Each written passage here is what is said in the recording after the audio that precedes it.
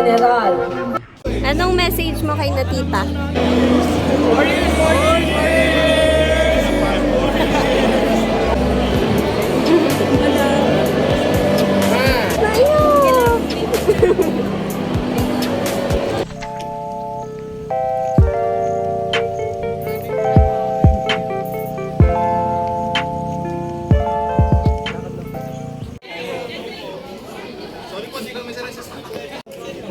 Are you happy? Yes. Weh. Gusto ko lang matapos to. Gusto mo Kasi gusto matapos? ko na umuwi at kumain. At gusto mo na magluto? Yes. Tulad yan ang sabi ni Kuya. After neto, isa na akong kawani. Kawani. Employee. Gusto mo mag-apply sa akin? Charot. Akala ko ba tanggap na ako dati pa? Super Zoom. Zoomy. Zoomies. Anong feeling Feeling na nang nakapasa? Nang gagraduate na? magaan. Magaan. Mas na-excite ako hindi sa graduation, sa pagkain. Ano yung pinakayaw mong subject nung undergrad mo? Pinakayo ko. Yung akala kong gugustuhin ko, mechatronics. Mechatronics. Oo. Hindi dahil sa subject, kundi dahil sa pro. Ano naman yung pinakamahirap for you? Pinakamahirap? Tinig ba ko dyan? Narinig naman yan. Ano? Madaming mahirap eh. Ay, pinakamahirap. IPD. IPD. Okay. Industrial Plant Design. Sir A. Boss Sure A. lang. Siyempre, oo. Ano yung babagsak doon? Anong message mo kay na tita? Kasi gagraduate ka na. Ano bang message ko kay na mami? Siguro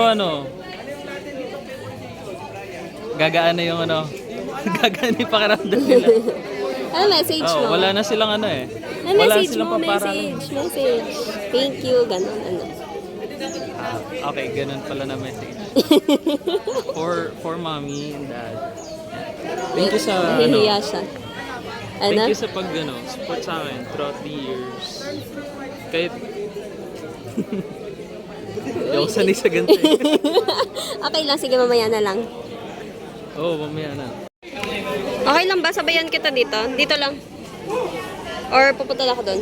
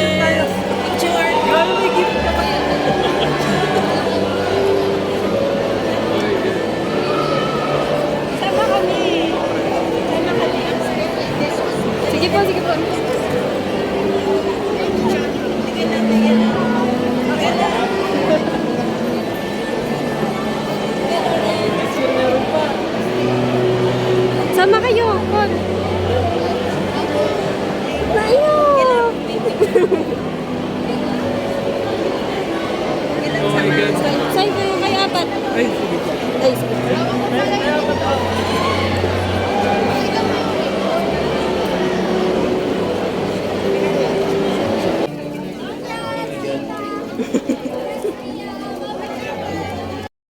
Kaklase ko yung umiyak eh. Kala ko ito, sinigilo nilin eh. Ay, hindi.